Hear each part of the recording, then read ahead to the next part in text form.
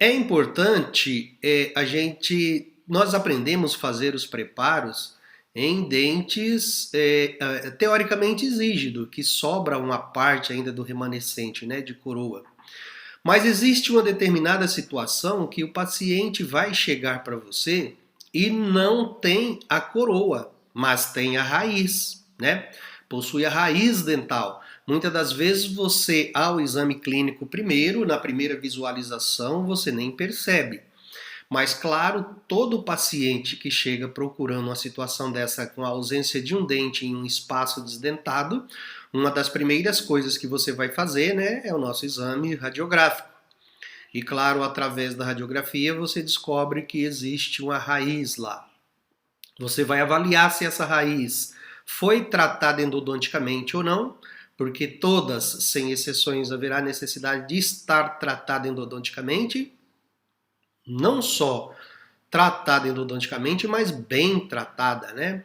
Ou seja, você vai avaliar a qualidade desse tratamento endodôntico, se a raiz está sem processo de lesão a nível de periápice, se o conteúdo endodôntico está ocupando todo o espaço onde antes existia ali o conteúdo pulpar, né? Porque é isso que a gente caracteriza um bom tratamento endodôntico, né?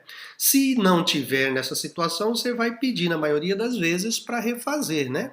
Esse tratamento endodôntico e vai aproveitar essa raiz como pilar. Agora, para aproveitar essa raiz como pilar, alguns princípios é fundamental você saber. Primeira coisa que você vai avaliar é se a nível cervical a crista óssea está envolvendo toda a raiz ou todo o remanescente radicular. Porque o osso precisa estar acima do defeito que está acontecendo, da fratura, da cárie, porque muitas vezes essa cárie vai aparecer para você, às vezes ele já está há tempo nessa situação, e essa cárie vai estar infraósseo, né? Vai estar abaixo da crista óssea, aí não tem jeito, você precisa primeiro fazer o procedimento de conquista de espaço biológico, né? Vai abaixar essa crista óssea em volta, porque o meu término cervical, todos, isso é regra geral, viu gente? Todo término cervical deve estar acima da crista óssea de 1,5 a 2 milímetros, né? Isso é regra. Então, uma das primeiras avaliações que você vai fazer se dá para aproveitar essa raiz ou não é esse item. Claro que se esse defeito, essa fratura, qualquer coisa que tiver nessa raiz, tiver um pouquinho abaixo e der para você realizar o procedimento de conquista de espaço biológico, né? Você vai fazer a conquista de espaço biológico, então, e levar esse osso abaixo desse defeito de 1,5 a 2 para possibilitar o seu término cervical, para possibilitar que o término cervical fique acima. É uma das exigências, é uma das necessidades de realizar esse procedimento de conquista de espaço biológico, certo? Claro que se esse defeito, à medida que ele caminha em direção apical, né?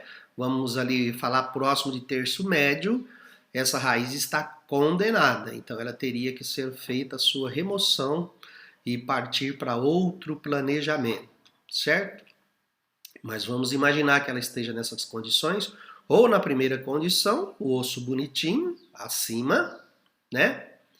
A raiz acima, né, da crista óssea, ou que esteja nessa condição, o defeito abaixo, você tem a necessidade de fazer a conquista de espaço. Fazendo a conquista de espaço, se você definiu fazer a conquista de espaço, é porque você vai aproveitar. Então, se nós vamos aproveitar essa raiz, eu preciso colocar alguma coisa sobre essa raiz, né? Preciso prender, dar um suporte ali, né? Para que ele fique uma parte para cima, para eu poder prender a coroa. E como que nós vamos chamar com essa parte que vai ficar para cima? São os núcleos, né? São os núcleos, as variedades de núcleos que a gente tem aí na prótese. E o carro-chefe da prótese é o núcleo metálico fundido, por muitos anos na odontologia. Nós vamos preparar esse conduto, vamos aprender nessa aula de hoje a preparar esse conduto mandar o protético fundir um núcleo ali, uma porção vai ficar na raiz, outra porção vai ficar exposta para fora, para prender a futura coroa, e vamos dar continuidade aproveitando esse remanescente, isso que sobrou dessa raiz. Tudo bem? Bom, mas então a aula, para eu resolver essas situações, né, que o objetivo principal é prender a coroa, eu posso fazer um núcleo metálico fundido, eu posso fazer um núcleo de preenchimento, ou mais antigamente a gente falava de sobrenúcleo. O sobrenúcleo hoje nada mais é, ele diferencia um pouquinho em alguns aspectos, mas do núcleo de preenchimento.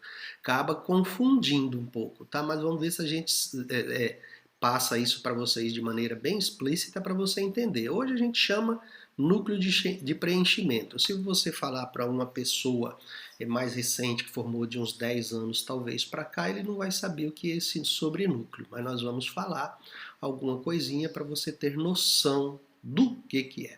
Tudo bem? Então a aula de hoje nós vamos aprender a confeccionar esses núcleos, né?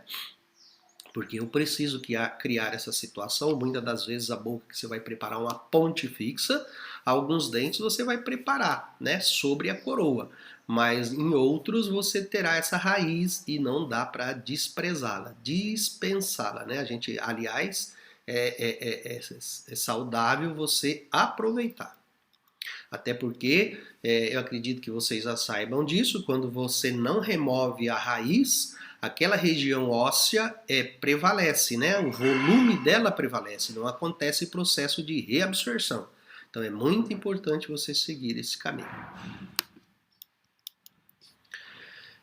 Uma definiçãozinha, então, os núcleos intrarradiculares, núcleos de preenchimento e os sobrenúcleos estão indicados para os dentes que apresentam-se sem a coroa clínica, com a coroa com certo grau de destruição, ou essa última definição é principalmente dos núcleos, do sobrenúcleo, tá? Um núcleo antigo mal posicionado que necessite de tratamento com prótese. Vai ser bastante, não tão frequente, mas vai aparecer na sua mão. É um paciente que vai contar a seguinte historinha. Ô doutor, eu quero colocar um dentezinho aqui. Eu tinha um dente aí que o dentista fez, mas quebrou, caiu. Ao observar, você vai ver que existe uma parte metálica, um núcleo, que na maioria das vezes esse núcleo, ele é um núcleo provisório, sabe? Que o colega colocou ali para funcionar como mecanismo de retenção. Mas você vai ver, ele está todo irregular.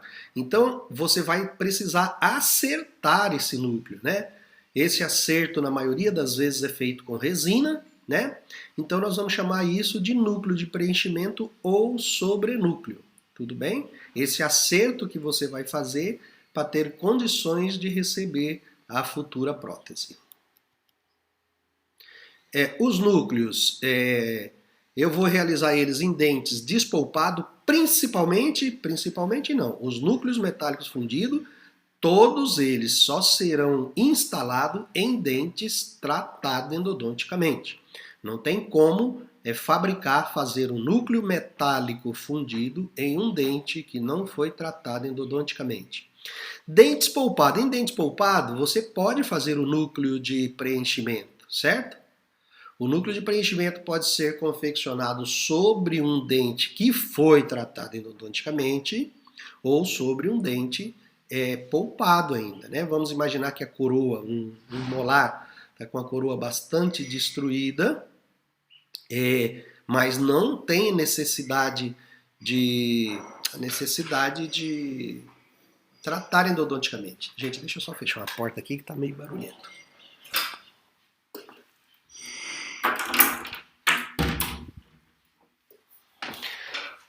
Uma coroa que então às vezes não foi tratada endodonticamente, mas não tem lesão, não tem sintomatologia, está com a grande parte interna destruída, né? Porém, dá para você aproveitar.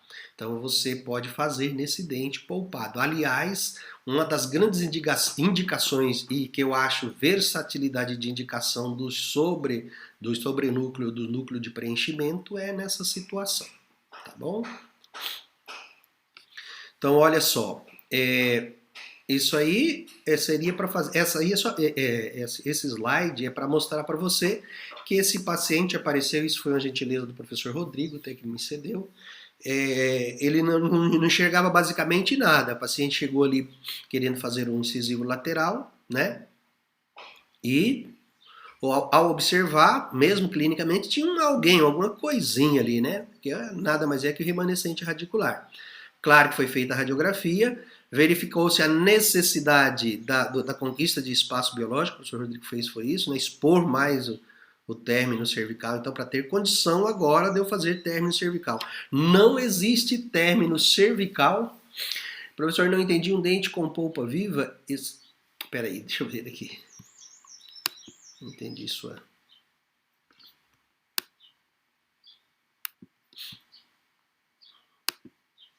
Deixa eu puxar minha janela aqui, porque minha janela estava. Entendi. Um dente com polpa viva e saudável pode receber o núcleo. Pode receber o núcleo de preenchimento, porque aí você não precisa entrar no conteúdo, no remanescente radicular. Tudo bem? Deixa eu só diminuir um pouquinho aqui, gente, para eu ter condições de ler. O dente apresenta com a coroa destruída, vamos imaginar um molar, certo? Só a coroa. A parte da coroa, a parte interna da coroa, existe alguns remanescentes ainda que você enxerga, certo? Existe uma quantidade boa ali, né? Até a metade, cervical, terço médio, de esmalte ou de dentina, um dente com cárie. Você olha assim, ele está bem destruído, mas ao fazer o exame radiográfico, você percebe que ele não foi tratado endodonticamente, mas não tem lesão e não tem sintomatologia. Você, claro, vai tirar todo o processo de cárie, todas as áreas socavadas, e se o paciente não sentir, o dente não tiver com sintomatologia indicativa para tratamento endodôntico, eu posso aproveitar.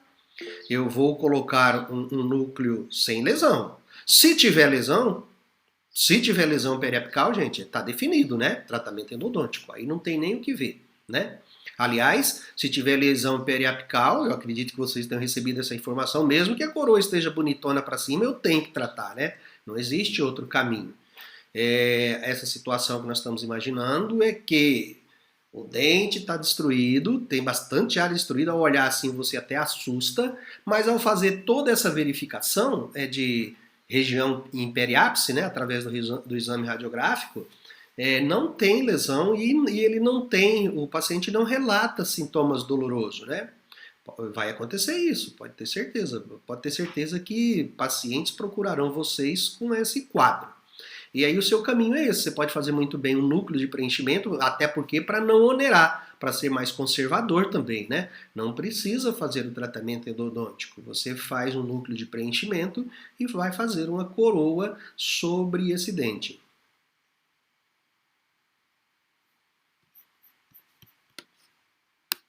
Espera aí que eu não vi de novo, eu estou com um probleminha na minha tela aqui.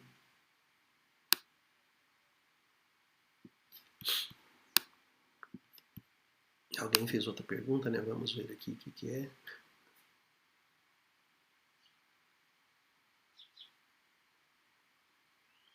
Não entendi não, Karine, seu questionamento aí. Não digo no que puxar ele para ter espaço. Não, ainda não. Ele está posicionado. Será que você está falando para fazer movimentação ortodôntica? Porque o dente está...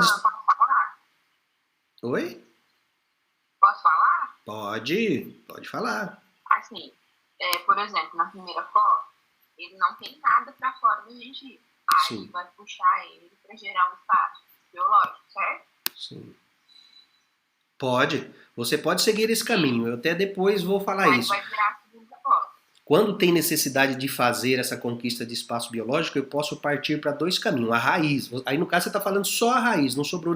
O núcleo de preenchimento é fundamental, isso eu vou falar para você. Ele tem que ter algum remanescente coronal. Ele tem uma destruição, mas existe remanescente coronal. Se ele não tiver nada de coroa, é regra básica, eu tenho que partir para um núcleo metálico fundido, tudo bem? Agora mesmo, já adiantando o que a Karine falou aí, mesmo que esse núcleo está lá embaixo, está abaixo de crista óssea, se eu quiser puxar ele ortodonticamente, ao invés de fazer a conquista de espaço, eu posso. Eu não citei isso ainda porque isso é um procedimento mais demorado, mais agressivo e mais caro para o paciente. Você concorda do que fazer uma conquista de espaço biológico? Vai depender de tempo, vai depender do ortodontista e muitas das vezes você não consegue. Então, se for distâncias pequenas de 1 milímetro, já vou sinalizar para você. Parta para a conquista de espaço biológico porque você resolve hoje. Hoje você já resolve esse paciente, você vai instalar uma coroa provisória, de repente daqui 1 semana ou no próximo procedimento você já pode fazer o seu preparo para a prótese fixa. Enquanto que se você for fazer o movimento ortodôntico, vai demandar algum tempinho, né? Meses ali às vezes, né? E vai ter que pôr um provisório, vai onerar, porque você vai precisar do outro colega. Agora, claro, do ponto de vista biológico é muito mais tranquilo. Mas as maiores decisões, com mais frequência, quando são espaços, distâncias pequenas, é pela conquista de espaço biológico para resolver nesse momento. Tá bom? Deu para entender aí? Beleza, então vamos tocar para diante. Deixa eu só acertar aqui a tela. Aí. Mas enfim, né? Aqui o objetivo foi esse. Ele expôs aqui, eu só queria mostrar porque ele, através da conquista de espaço, expôs o remanescente radicular, para que o protesista, então, tenha condição de colocar um núcleo aí e fazer, dar condições para fazer a futura coroa. Na verdade, quando eu coloquei esse slide, era só para falar para vocês da necessidade de fazer a conquista de espaço e expor a raiz. Deixar a raiz sempre numa situação supraóssea, né? E o osso ficar ali abaixo, como é o normal, né? Então, aí fazendo, não vem ao caso falar sobre isso, que vocês já sabem. E aí, voltando aos nossos núcleos metálico fundido, né? E só mostrando o que seria o núcleo metálico fundido, essas duas imagens, esse caso aqui, na verdade, foi um TCC de um aluno que a gente orientou, o aluno fazendo os dois núcleos na raiz, né? Tá vendo que as raízes estão bem baixinhas, né? E isso não tinha jeito. Claro que foram tratados endodonticamente, né? E aqui os núcleos metálicos ainda em fase de prova. Aqui é para mostrar para vocês que eu preciso fabricar essa situação para agora sim ter condição de eu fazer minhas coroas. Né? Se eu não tivesse isso aqui, eu não tinha condição de prender nada aí. Então, aqui é só para mostrar como eles ficariam teoricamente, para eu colocar minhas futuras coroas. Olha aí, Karine, quem não viu e não entendeu, aqui uma situação de um núcleo de preenchimento. Esse dente apareceu, nós já aprendemos, nós já estamos doutores no assunto, sabemos que quando o dente está destruído mais de 2/3 no sentido vestíbulo lingual ou vestíbulo palatal, a indicação é uma prótese. Mas como que eu vou fazer uma prótese nessa área toda socavada, com cárie ou com algum defeito? Não tem jeito, isso tudo tem que estar regularizado internamente. Então foi colocado uns núcleos em dentina aqui, que existem uns núcleos rosqueáveis, dente não tratado endodonticamente, tá bom? Mas não justifica ele chegar dessa maneira e você, se não tiver sintomatologia, né? Se ele tiver só sentindo sensibilidade, pode ser porque está exposto a dentina, vamos fazer os testes. Se não tiver lesão em periápice, eu posso muito bem, e aí eu acho legal, fazer pelo menos uma tentativa. Vamos colocar um material aí em cima, e ver como ele se comporta nas próximas semanas, né? Se cessar toda a sensibilidade, nosso tratamento pode ser considerado de sucesso, ok? Então eu vou fazer o quê? Eu vou limpar tudo isso aqui, colocar um material no interior. Qual material está bem indicado para núcleo de preenchimento? Escreve aí, anota no cantinho do rodapé do caderno. Os dois materiais de eleição, hoje de eleições, são a resina fotopolimerizável ou ionômero de vidro. Sendo que absurdamente esmagadora a decisão em se colocar resina, porque é um material mais fácil de trabalhar, em relação ao ionômero, e muito mais resistente. Então você vai colocar a resina aqui e depois fazer o seu preparo. Vai fazer o seu preparo parcial ou total, não sei, aí depende da sua decisão, ok? Vai fazer o preparo bonitinho, alisar e confeccionar uma coroa parcial ou total sobre esse dente. Tudo bem?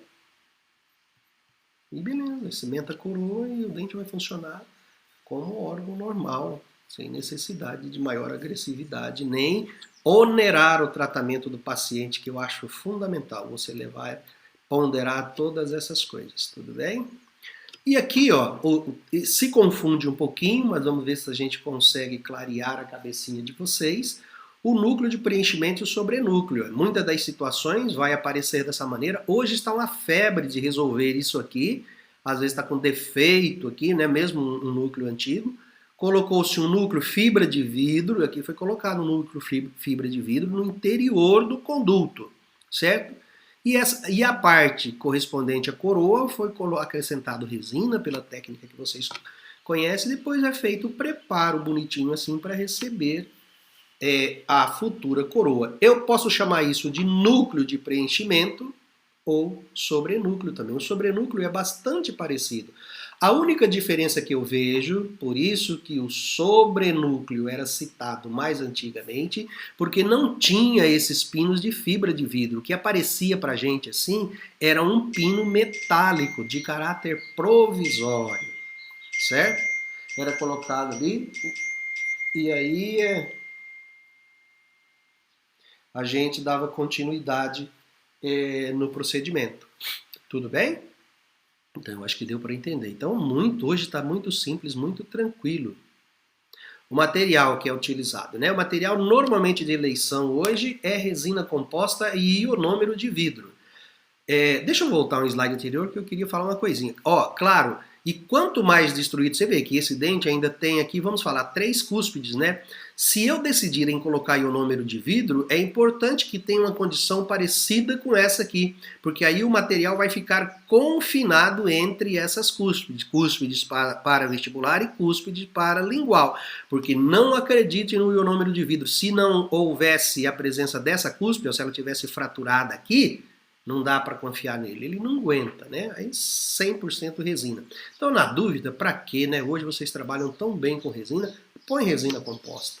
Ela é tranquila de preparar. Agora, pode-se usar o ionômero de vidro? Pode, mas ele é mais limitado, principalmente pela questão de resistência, tá bom? Ficou claro, né?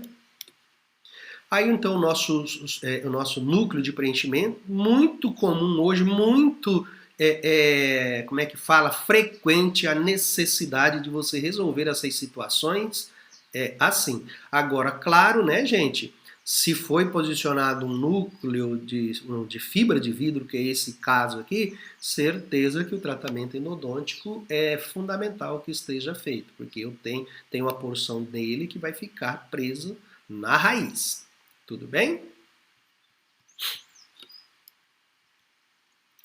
E o nosso carro-chefe da aula é os núcleos metálico fundido, é o nosso enfoque principal. Então vamos dar continuidade a esse entendimento, né? Aqui está os 2 núcleos metálico fundidos, certo?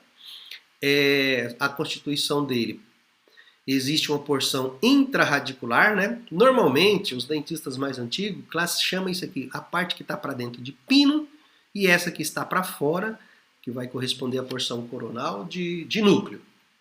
Mas isso, a terminologia correta é núcleo metálico fundido, tá? Tudo. Quando você fala núcleo metálico fundido ou NMF, em algumas provas minhas, ou algumas vezes eu vou falar, eu fiz um NMF. O que é NMF? Núcleo metálico fundido, tá bom? Independente se é para dente anterior ou dente posterior. Quando eu pedi aquelas 2 raízes tratadas endodonticamente, uma de um dente anterior e uma de um dente posterior, é para a gente aprender, fazer, moldar, preparar a raiz e moldar um núcleo desse, tá bom? A porção coronal, né, vai ficar então exposta para fora depois de pronto. Claro, eu vou moldar isso aqui com Duralay, vocês vão ver os passos já já. Vou mandar para o protético vai fundir, mandar em metal.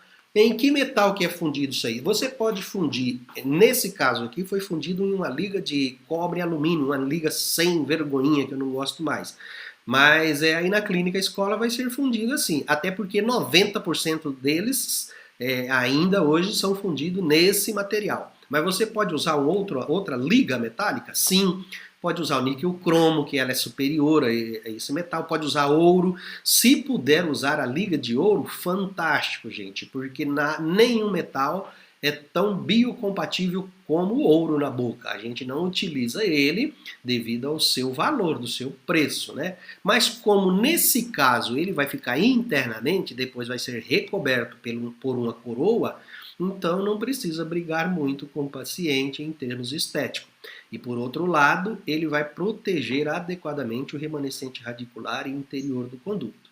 Mas cada vez menos a gente utiliza o ouro devido ao preço, né? Eu sugiro muito para o paciente, se ele tem alguma joia em casa, quando o paciente chega, se ele tem uma joia antiga, se ele não doa para a gente e não cobro nada mais, eu cobro o valor do núcleo. Quanto eu cobro no núcleo para fazer? R$300, independente do metal. Claro que se no caso do ouro, se ele der o ouro, porque aí eu misturo com um pouco mais, porque o ouro para se usar na boca tem que ser o ouro 22. Mas mesmo que o ouro dele seja um ouro mais baixo, você pode misturar com um ouro um pouquinho mais forte, você compra só um pouquinho, mistura para aproximar do 22 e dá para utilizar assim. Tudo bem? Sim. Na clínica nossa aqui, com mais frequência que vocês vão receber é esse aqui, a liga de cobre e alumínio, tá bom? Que é um metal alternativo. Esse metal saiu, na verdade, para substituir o ouro, tá? Retenção intrarradicular. Vantagem. Quando a gente faz esse núcleo, que vantagem que a gente tem nisso, né? Você pode, se você tiver alguma perda por algum problema na coroa, você pode remover só a coroa e deixar ele. O paciente chegou no seu consultório hoje, perdeu uma prótese lá que tinha 10 anos, sei lá. Faz a remoção da prótese. Se o núcleo estiver bom ali, a raiz não tiver nada, para que remover ele? Então, quando você faz separados, é uma das vantagens. É importante a gente citar isso porque há muito tempo atrás fazia-se junto esse núcleo com a coroa, chamava-se coroa de espiga. Não precisa guardar isso que eu não vou cobrar. Hoje o que é mais frequente é a gente fazer da maneira que eu estou descrevendo, passando para vocês, mas se fazia coroa de espiga. Ainda tem alguma situação hoje, mas não vou entrar nem nesse detalhe porque na prótese são tantas variedades, deixa para um momento oportuno. É quando a coroa é pequenininha, mas não vou discutir não, porque se eu ficar aqui discutindo esse motivo, e é poucas as vezes que haverá necessidade, principalmente quando a coroa não para, né? A gente vai ficar aqui muito tempo falando da biomecânica e não vou cobrar de vocês, tá bom? Quando eu faço ele, então, outra vantagem é porque eu tenho facilidade em conseguir paralelismo entre vários dentes suportes. Vamos voltar um slide aqui, dá. Se eu preciso fazer 4 ou 5 núcleos em uma boca para eu fazer o meu procedimento para uma ponte fixa, esses dentes precisam, ou esses preparos estarem paralelos. Se um tiver assim em relação ao outro, a gente já até falou que existe a necessidade de movimentação ortodôntica. Se eu faço os núcleos, às vezes a raiz, ou esse dente era torto, eu posso consertar ele, deixar eles paralelos para possibilitar a inserção favorável da minha futura ponte fixa. Então é uma vantagem também quando eu fabrico ele, né? Então vamos entrando cada vez mais especificamente. Preparo do remanescente. Então eu já vou começar aí a preparar o meu remanescente radicular para receber o núcleo metálico fundido, né? É importante que, ao preparar meu núcleo, eu tenha de sobra pelo menos 1 milímetro de parede circundante de dentina aqui, né? Ou seja, eu não posso abrir muito a minha cavidade ao preparar o núcleo, porque senão eu posso enfraquecer as paredes circundantes. Então é importante, tá bom? Para que ele fique essa situação depois. O amarelinho aqui é o núcleo, tá ok? Então, primeiro passo. Esse passo eu chamo de preparo do remanescente coronal. Preparo do remanescente coronal nada mais é do que acertar esse topo de raiz que sobrou, removendo cárie, removendo irregularidades. Nossa senhora, hein? Removendo as irregularidades para que você possa dar continuidade, né? Para eu ter a retenção adequada, para esse núcleo segurar, quais são os fatores primordiais? Comprimento, meu núcleo tem que ter um comprimento ótimo, que nós vamos aprender. As inclinações internas desse conduto, né, precisa ser confeccionada de uma maneira correta, nós vamos citar isso também. Diâmetro do pino, principalmente a nível apical, certo? Mas, já adiantando, quando tem dentista que tem medo de entrar no conteúdo endodôntico, entra bem fininho, um pouquinho só, né? Todo o núcleo, todo o comprimento da parte que vai ficar na raiz fica fininho. Isso é fator de perda de retenção. Ou seja, em outras palavras, eu estou querendo dizer, quanto mais espesso o meu núcleo, melhor a retentividade. Claro, né? Não é por isso que eu vou exagerar, porque aí eu vou complicar a espessura da parede que eu discuti anteriormente, as paredes que vão ficar em volta. Mas quanto maior eu puder, o diâmetro, quanto maior eu puder determinar o diâmetro do remanescente radicular, de onde vai ficar o conduto, né? Onde vai ficar o núcleo, no momento da desobturação, o núcleo vai ficar mais espesso, ele terá com certeza um melhor processo de segurança, de retenção. Né? E as características superficiais dele, se ele ficar mais rugosinho, isso a gente não precisa preocupar, porque lá no laboratório, ao protético fundir, ele vai passar, vai dar um jato de óxido de alumínio nesse metal e vai promover várias irregularidadezinhas, e isso, consequentemente, será melhor do que se ele viesse liso, porque quem vai segurar ele no interior do conduto será um cimento. E esse cimento terá uma melhor efetividade se a superfície estiver ligeiramente rugosazinha, tá bom?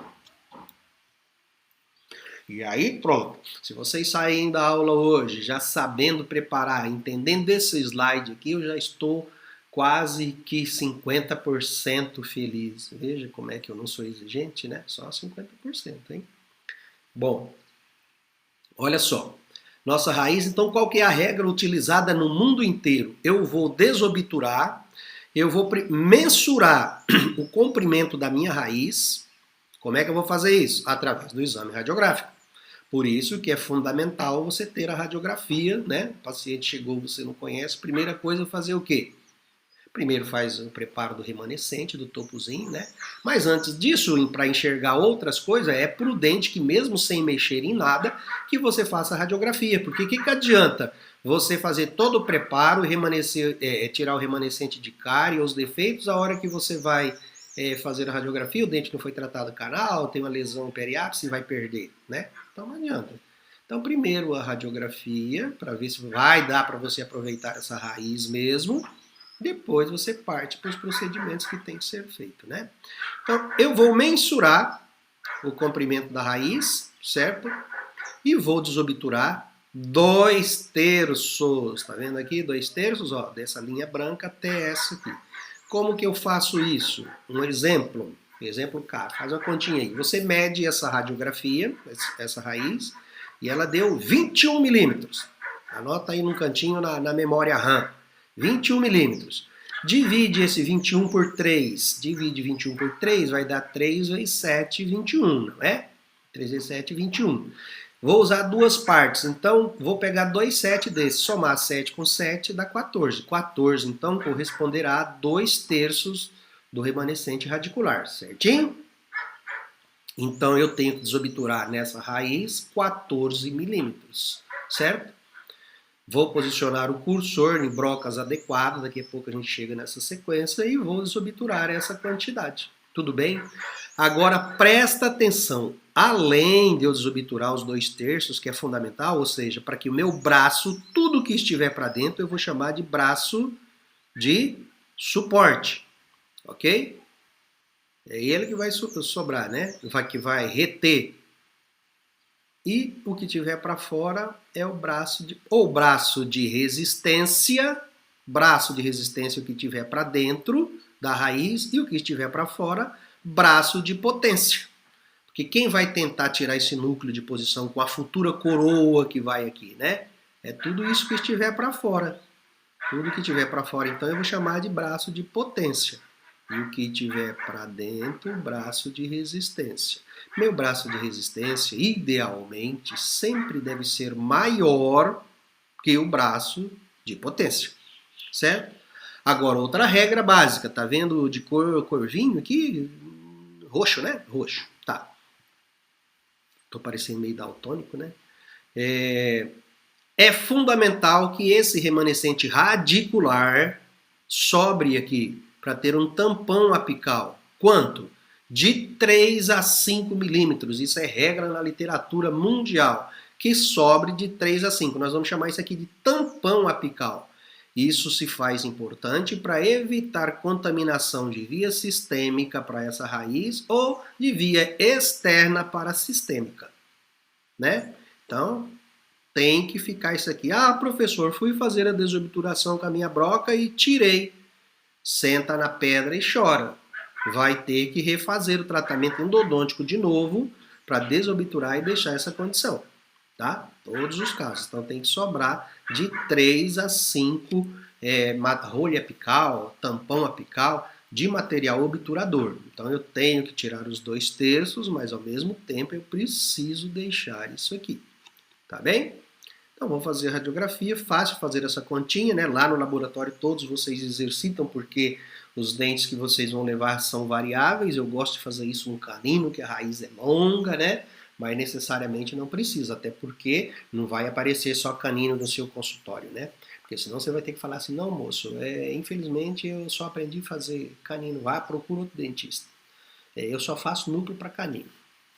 Então isso é regra geral para todos os dentes, né? E depois nós vamos aprender nos dentes posteriores. Isso é um dente tranquilo, um dente anterior, né?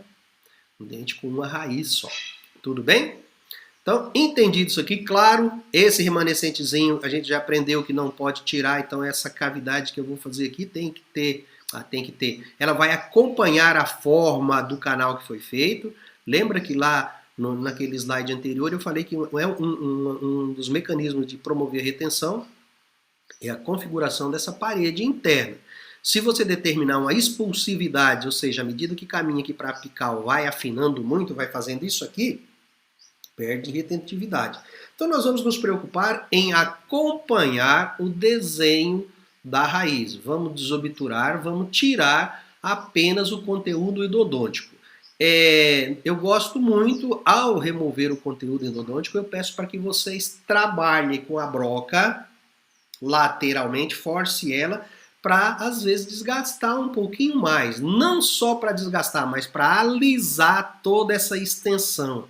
Alisar essas paredes circundantes, porque daqui a pouco eu vou jogar resina aqui dentro para moldar.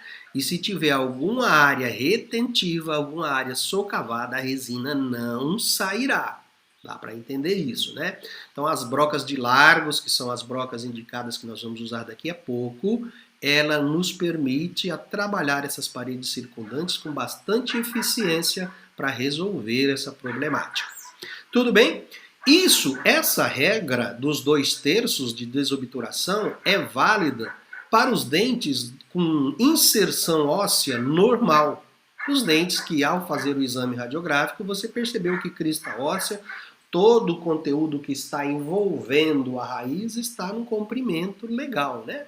Que deve ser ali em torno de 2, 1,5 milímetros, né? Distante da porção de esmalte. Isso é o que a gente considera um dente normal, né? Quando a gente não tem perda óssea, né? Mas alguns pacientes vão aparecer para você com a raiz dessa, com necessidade de fazer núcleo, e tem problema periodontal, tem perda óssea. E aí, como é que eu faço? Se ele tem perda óssea, dependendo do grau de mobilidade dessa raiz, está condenada. Eu vou tirar, extrair, não tem como, né? Mas se ele tiver firminho, eu posso confiar nessa raiz, mesmo tendo perda óssea. Só que aí a regra eu vou mudar um pouquinho. Tá vendo aqui, ó, como se fosse crista óssea? Então aí eu vou fazer o seguinte, ó. Eu vou mensurar a altura da raiz que está envolvida por esse osso. Vamos de novo para ficar bem claro. Ó, o osso está aqui, tá vendo essa linha azul? Ó, nesse nível, o osso está aqui. Ó, aqui o osso é crista óssea, até aqui embaixo, a cervical. Então eu vou mensurar a raiz, que está envolvida pelo osso e obrigatoriamente eu vou preparar só a metade dela, né? Eu iria desobturar até aqui, certo? Isso é regra para ser utilizado nos dentes com perda óssea, tudo bem? Para que eu tenha pelo menos aí a metade, né, envolvida, né, dessa parte do osso, que é onde que vai funcionar a alavanca, a linha de fulcro, né? A linha de fulcro é que faz a tentativa de girar o dente. Então, na verdade, ela vai estar aqui. Quando o osso está mais acima, mas aqui nesse ponto ela vai estar aqui.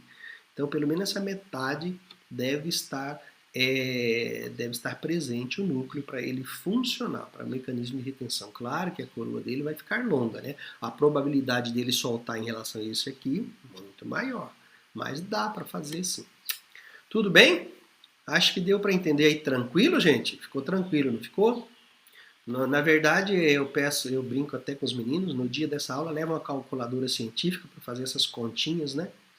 Isso é fundamental. Gente, prótese é assim, olha só. Isso é planejamento. Você chegar em clínica, né, 7º período, que você vai estar autorizado, é saber, tem um dente com a raiz, professor, olha, faz um relatóriozinho bonitinho, escreve, é tão bom quando a gente vê o aluno organizado, né? Vem nos guardados da prótese fixa, agora do 5º período, faz esse levantamento. Não, eu preciso fazer uma radiografia inicial, vou medir, dividir por 3 e vou usar 2/3. Lembra de todos esses conceitos, coloca ali, porque o professor vai perguntar para você qual que é o seu planejamento para hoje. Não, professor, hoje eu tenho essa raiz aqui, ó, eu sei que eu preciso mensurar, fazer radiografia inicial, eu vou mensurar, vou dividir por 3, eu preciso tirar 2/3 do remanescente radicular, mas preciso deixar de 3 a 5 de tampão apical. Vou alisar as paredes circundantes para poder fazer a moldagem do meu paciente. Isso é planejamento e isso é estar com conteúdo teórico, memorizado, né? Agora, o duro é você chegar no aluno, e esse mesmo aluno pode falar, professor, só que eu tô com medo de entrar aí, de perfurar a raiz, sei lá, não sei como que eu entro. Gente, isso o professor vai sentar um pouquinho e fazer para você. Você ter dificuldade é o primeiro procedimento que você está fazendo na boca, tudo bem. O que não pode é essa primeira parte que eu relatei de descritos, conteúdos teóricos memorizadozinho, certo? Porque vocês são inexperientes, né? Ter dificuldade no primeiro, tudo bem. Agora o triste é chegar para o aluno, você vê a raiz, o que você vai fazer? Professor, será que dá para fazer um núcleo aqui? Não sei, será que... Porque a gente precisa fazer o quê para ver? Aí esquece do exame radiográfico, esquece de toda essa regra, de todo esse protocolo. Isso é ruim. Isso quer dizer que os conteúdos teóricos não estão memorizados, não estão, né, fixado ainda. Então precisa. Olha a importância. O paciente com periódico que preparamos. Não entendi. Abre o microfone aí e clareia a minha cabeça na pergunta.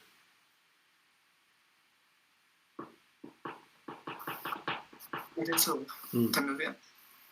Tudo bem? Eu vi que o paciente com perda óssea, que a gente prepara metade da medida da raiz, aí a outra metade vai corresponder ao tampão apical, certo? Pode ser que sim. Pode ser. Aí ele também tem que ter obrigatoriamente de 3 a 5 milímetros. Também, regra geral, tá bom? Mesma regra. Gente, vocês entenderam a dúvida dele aí? Ó, presta atenção, até para a questão de provas. Não vai falar simplesmente que vai preparar metade da raiz. É a metade da raiz que está envolvida pela crista óssea, tudo bem? Precisa estar descrito assim para eu entender, tá? É a metade da raiz, você vai mensurar, claro, lá na radiografia você vai ver onde está a crista óssea, e você vai sempre preparar a metade. Claro que vai sobrar, precisa sobrar tampão apical de 3 a 5, sempre, tá? Não existe situação que a gente passe por cima desse pré-requisito. Belezinha? Deu para clarear aí? Ok? Mas então, viu, gente? Então é importante demais, olha, né? Como eu cheguei lá na clínica um dia, a menina falou assim, não, professor, eu vou tirar 2/3 da raiz. Eu falei, tudo bem, você vai tirar 2/3, mas quanto que é 2/3 do seu dente aí? Porque eu não sei, né? Não fui eu que fiz a radiografia, eu não falei assim pra ela, né?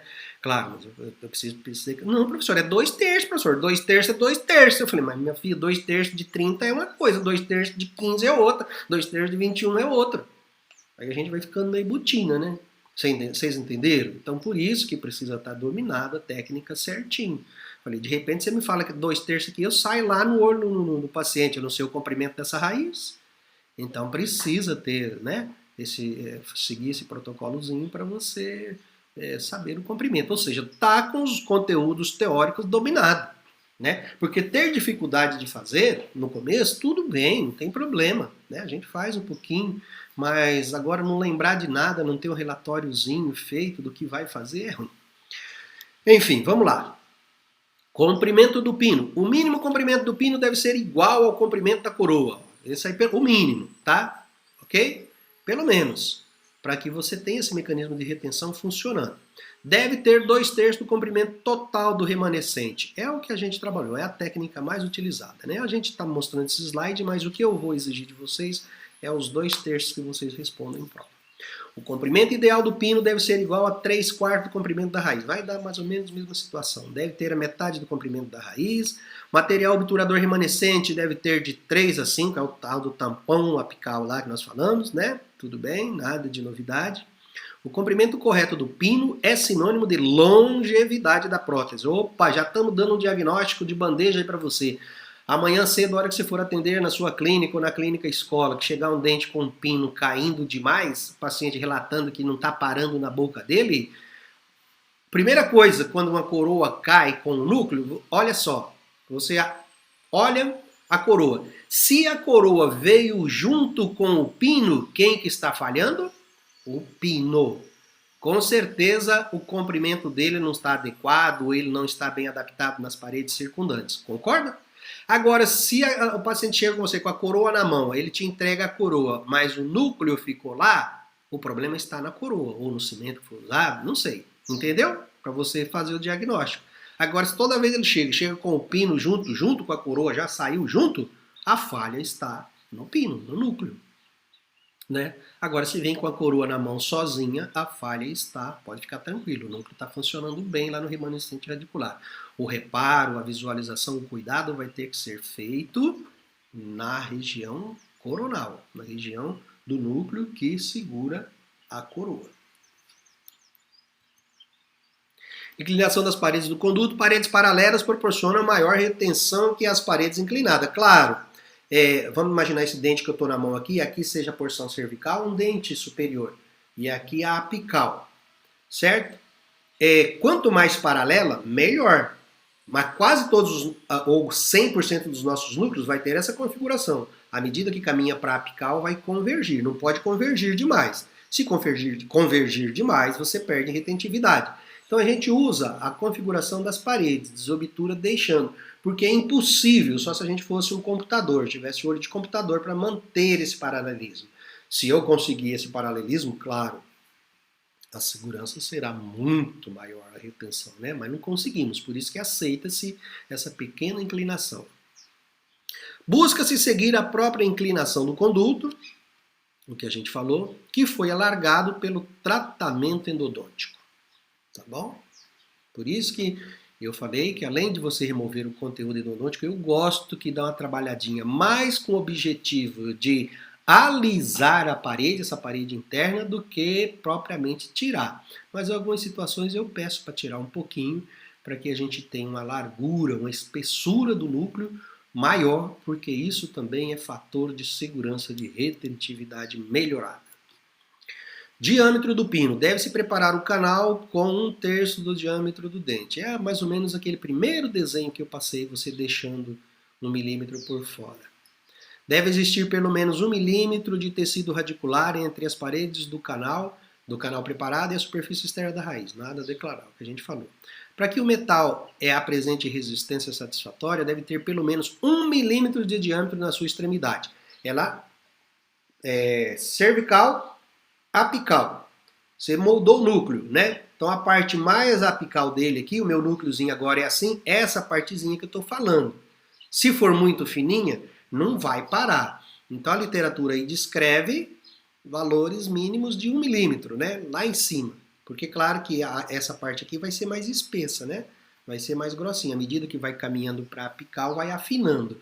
Mas o final, lá em apical, deve ser igual ou maior que 1 milímetro, para você também ter uma segurança, uma retentividade boa, né? Isso aqui, ó, essa partezinha aqui, também não deve ser menor que 1 milímetro. Textura da superfície, a gente falou que o protético vai passar um óxido de alumínio, vai jatear, isso aqui vai mandar para você no metal jateado, com micro retençõezinhas. Você às vezes não vê o olho nu, mas vai estar assim. Isso vai favorecer o processo de fixação através do cimento no interior do conduto. Tudo bem? Ó, presta atenção aqui, eu nunca falo isso aqui, aí depois eu fico arrependido, porque na hora que eu vou fazer o preparo, vocês têm dificuldade. Tá percebendo que o núcleo, ele não está no ângulo cavo superficial, lá no limite. E deve ser assim, do jeito desse aqui, ó. Porque aqui vai ser ocupado pela coroa. Eu tenho que ter espaço. Segundo o tipo de coroa que eu estiver fazendo, eu tenho que ter espaço. Se for uma coroa metalo-cerâmica, eu tenho que ter um espaçozinho de 1,5, não é isso que nós combinamos? Para passar o metal, o páquer e a porcelana. Se for uma coroa total metálica, não precisa. Ele pode ser mais cheinho, tendo espaço só de 0,5, né? Que a gente vai discutir isso quando for uma coroa total metálica. O que é importante é você saber que ele vai ficar no centro da raiz. Ele não deve vir até o final. Se você coloca ele até o final, é uma das coisas que vocês erram, às vezes, na hora que está moldando, você está impedindo, você está ocupando o lugar da futura coroa. E não pode, tá? Dentes tratados endodonticamente. Verificar. Bom selamento apical. Opa, faça a radiografia e verifique o meu selamento apical. Não pode estar frouxo, né? A gente enxerga, às vezes, alguns espaços translúcido, radiolúcido, não translúcido, radiolúcido. Lá no final da radiografia, às vezes é porque você não condensou bem, você ou o colega, não condensou bem o conteúdo endodôntico. Então, às vezes, haveria necessidade de refazer, retratar esse conduto. A ausência de sensibilidade, né? É claro que o paciente que chegar nessa condição de necessidade de fazer, você vai verificar isso primeiro, né? Vai trabalhar inseguro? Se o paciente está reclamando que tem alguma sensibilidade dolorosa? Não, né? A ausência de exudato, claro, esse dente não pode ter presença nenhuma. Ausência de fístula, ausência de processo inflamatório. Ou seja, você tem que investigar adequadamente se toda a situação está controlada, sem lesão e sem sintomatologia, para você dar continuidade. Como é que você vai fazer uma coroa metalo-cerâmica, onde você vai cobrar 1.500 da coroa mais 300 do núcleo, 1.800, e daqui 3 meses, 4 meses, esse paciente volta com esse dente perdido ou com problema endodôntico para ser resolvido? Jamais, né? Ah, professor, mas o paciente chegou e não está claro, eu fiz esse exame aí, essas coisas, tem alguma coisinha que está me gerando dúvida. Não tem problema, põe um núcleo provisório, existe isso, um núcleo metálicozinho provisório, nós vamos fazer no laboratório por coroas provisórias com esse núcleo. Cimenta uma coroa provisória. Seu João, vai embora, o senhor vai ficar aí uns 2 meses, 3 meses, vamos observar. Se resolveu, se o procedimento que eu fiz aqui, que eu estou acreditando resolveu parar a dor, se não tiver, a gente parte para o procedimento definitivo. Se não, seu João, nós vamos ter que fazer. Às vezes há necessidade de retratamento desse canal, desse conduto. Tudo bem? Essa é a maneira mais coerente, mais prudente, né? Então, aqui o que a gente está querendo dizer é que, para dar continuidade ao procedimento do núcleo, né, da desobturação, todos esses fatores, essas questões precisam estar resolvidas, sanadas. E vamos aí entrar propriamente dito no preparo. Preparo do conduto, né? Remoção do material obturador. A gente já aprendeu quanto que eu devo tirar. Vamos ver agora que instrumental que nós vamos utilizar, né? Na literatura aí existe a sugestão de alguns materiais, né? Broca de piso, brocas Glates Glinden, que vocês já conhecem, vocês utilizam essa broca, eu acho que na endodontia, mas a gente vai fazer uma consideração negativa dela, para, se possível, você evitar de usar. As brocas de BET e as brocas de largos, que é as brocas que nós preferimos, pedimos para vocês, tá bom? O que eu precisava falar mais aqui? Não, é só isso. As brocas a gente pediu de tamanho 2, 3 e 4, né? Acredito, olha aí, né? Por quê? Porque essa é a broca de largo, tá vendo? Eu gosto muito da broca de largo porque toda essa extensão, a parte ativa dela, ela na verdade ela é convergente, quase que cilíndrica convergente. Então a gente pode desobturar confiando nela, que ela vai já deixar o meu preparo, principalmente se eu pressionar contra as paredes circundantes, adequado, né? E justamente ela não promove irregularidades. Eu posso pressionar ela contra as paredes circundantes, que ela não promove irregularidades. Diferente da broca Gates Glinden, ela é uma broca bastante parecida com essa aqui, vocês confundem com frequência no laboratório, mas olha, eu vou exagerar, mas ela tem essa forminha aqui da minha mão, tá vendo?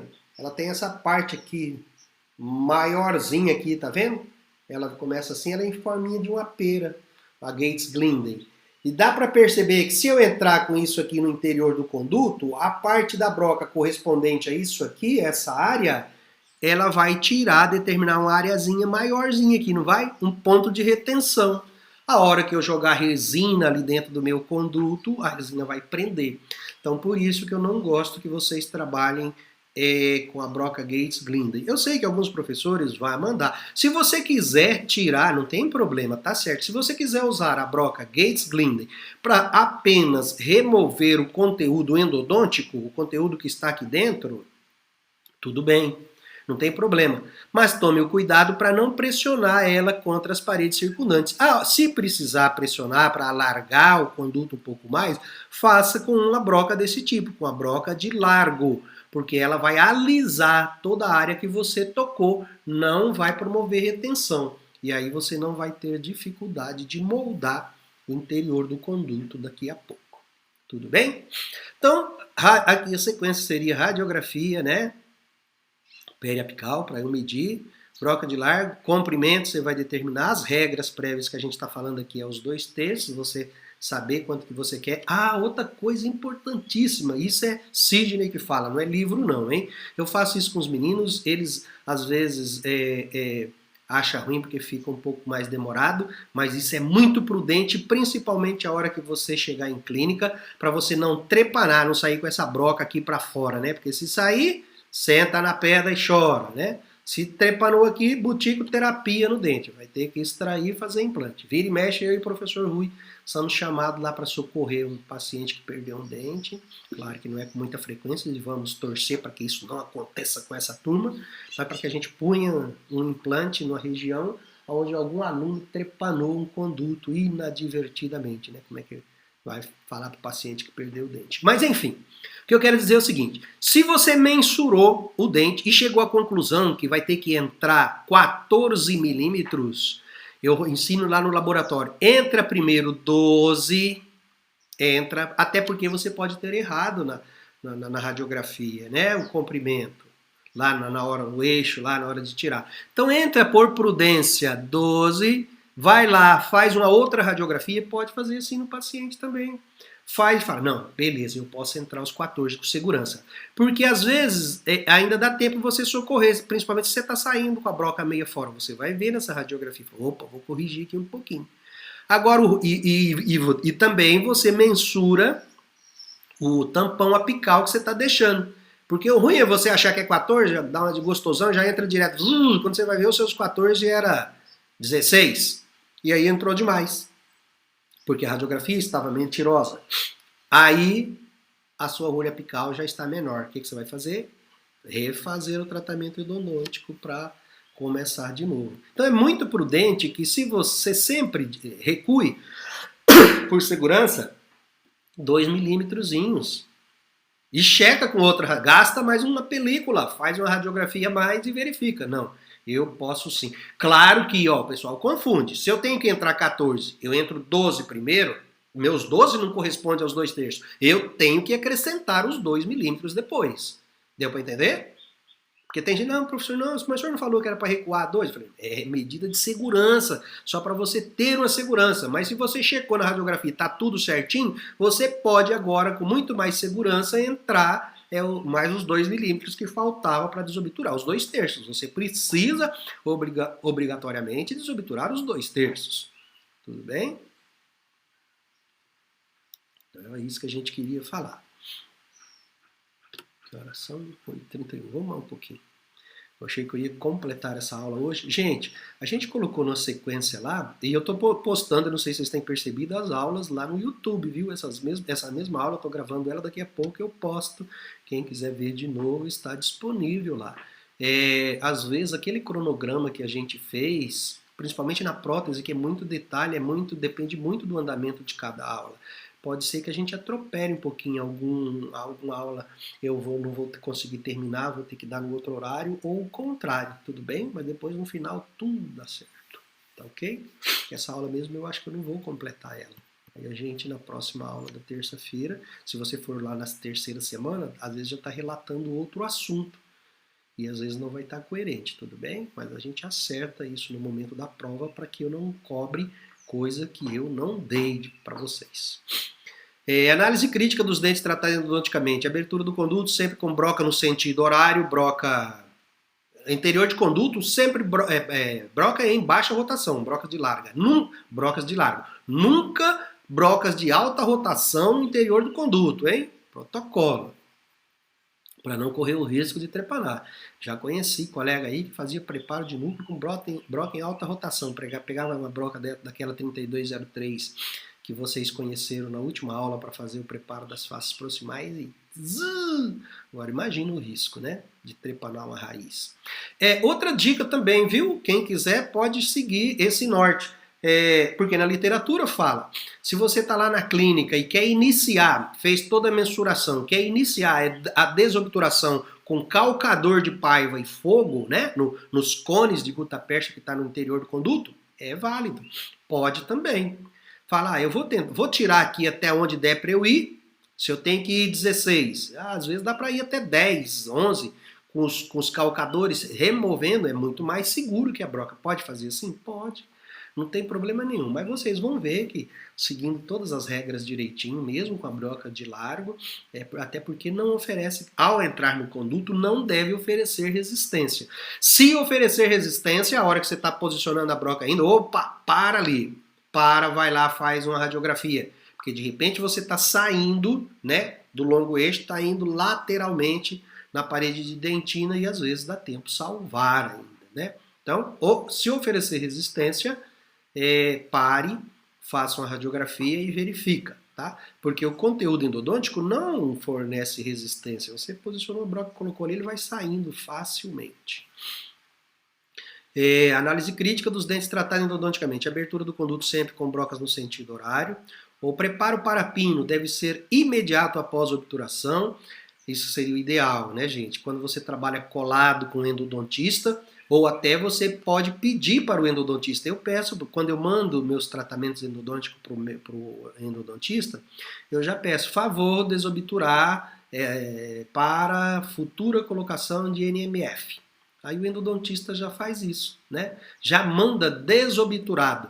Mas é sempre prudente, e eu fui um dos que votou contra, porque alguns professores queriam tirar esse procedimento da prótese, deixar para vocês fazerem em outro momento. Eu acho isso absurdo, porque em todas as escolas do mundo se aprende a fazer isso, é na prótese. E até porque vários pacientes vão aparecer na sua clínica diária lá fora com o dente tratado e que não foi desobturado. Quando você trabalha a nível de especialidade, tudo bem. Então, isso é procedimento, sempre foi da prótese. Então você tem que aprender e fazer, não adianta ficar com medo não. Vamos fazer sim. Trabalhamos assim há 20 anos aí na clínica, por que de uma hora para outra a gente tem que parar com isso? Então, precisa aprender a fazer sim, tá ok? A desobturação. Agora, claro, se você trabalhar colado com um especialista de endodontia, pode pedir para adiantar o procedimento para ele já desobturar, porque aí lá na hora que ele está colocando os cones, ele já vai lá e corta os cones de gutapercha nessa altura, né, nos 2/3 lá, ok? O preparo, então, no pino deve ser imediato. Então, claro que essa situação, muitas das vezes, mas muitas mesmo, não vai acontecer assim, né? Aqui a gente até sonha com isso para ver se podia tentar casar, mas é difícil porque vocês fazem ali no 5º ou 6º período do tratamento endodôntico. Desculpa, gente. Depois esse paciente vai esperar na fila de prótese para ser atendido no 7º ou 8º. A colocação do núcleo o mais rápido possível, sim. Existe uma briga aí grande dos protesistas com os endodontistas e deve ser o mais rápido possível, né? A colocação para evitar contaminação, né, gente? Então, terminou o tratamento endodôntico, deve ser, sim, a colocação do núcleo metálico fundido o mais breve possível. Para proteção do remanescente, para vedamento do conduto e para retenção, mesmo que seja uma coroa provisória agora, né? Que você vai fazer, não vai fazer a definitiva ainda. Principalmente se estiver localizado num dente anterior. Tudo bem? Então, os núcleos metálicos fundidos. Existem os núcleos unicarradiculares, são os dentes aí, o segmento anterior, né? Até nível de premolar aí, alguns. E os multirradiculares com raízes paralelas. que nós vamos fazer núcleo simples. No grupamento dos dentes posteriores, né, os dentes multirradiculados. Na maioria das vezes, gente, esmagadora, eu acredito que 95% das vezes, dá para a gente resolver com a instalação de um núcleo simples, que é o que nós vamos aprender. A confecção de um núcleo simples. Agora, em algumas situações, desses multirradiculares com raízes divergentes, nós podemos fazer um núcleo dividido. Eu vou só mostrar em aula teórica para vocês, não vou fazer porque não dá tempo a gente fazer, visto que o que você precisa é desse aqui, porque 95% das situações você poderá resolver com um núcleo simples, mesmo sendo um dente multirradiculado. Então vamos fazer o básico primeiro, né? Vamos deixar a pintura, o acabamento, as coisinhas para depois. Na vida é assim, porque se aprender o norte, você nortear o caminho certo, primeiro o básico, né? Enfeitar, fazer as outras coisas depois, tá? Então nós vamos aprender a fazer o simples no dente unirradicular e nos multirradiculares. E espero que vocês passem pela experiência na clínica de fazer pelo menos um de cada, para ter a experiência para depois fazer no consultório, tá bom? Isso a gente já falou, né? Superfícies lisas do núcleo, ela deve vir com um pouquinho de retenção. Olha aqui falando que ele vai passar o óxido de alumínio, que a gente já falou, para melhorar as características, então, consequentemente, a sua retenção. Existem os núcleos pré-fabricados, que não são esses que eu estou falando, são núcleos que hoje que já vem pronto, né? De titânio, de fibra de vidro. O professor Vitor, na dentística, acho que vai falar bastante para vocês, que a dentística usa mais esses núcleos hoje do que a gente usa também, porque depois você vai finalizar uma prótese, mas é mais utilizado por eles na dentística, tá bom? O nosso carro-chefe é o núcleo metálico fundido. Por isso que eu vou passar mais rápido e não devo cobrar de vocês também, tá ok? Por curiosidade, quem quiser ler os slides depois, tá tranquilo. E aí nós vamos aqui começar confeccionar, mas eu vou deixar para a próxima aula então, tá bem? Os núcleos metálicos fundidos, nós vamos, só passando aqui para eu ver, eu vou deixar para entrar na técnica propriamente dita, né, da desobturação e a moldagem com Duralay, a gente deixa para a próxima aula, tá bom? Tudo tranquilo aí? Se alguém quiser abrir o microfone para perguntar alguma coisa, é muito bom quando tem essas perguntas, né? Dá um pouquinho de trabalho aqui para a gente ler, mas abrindo o microfone fica fácil porque a coisa fica mais dinâmica. A dúvida sua pode ser dúvida de quase todo mundo, né? Tudo bem por aí?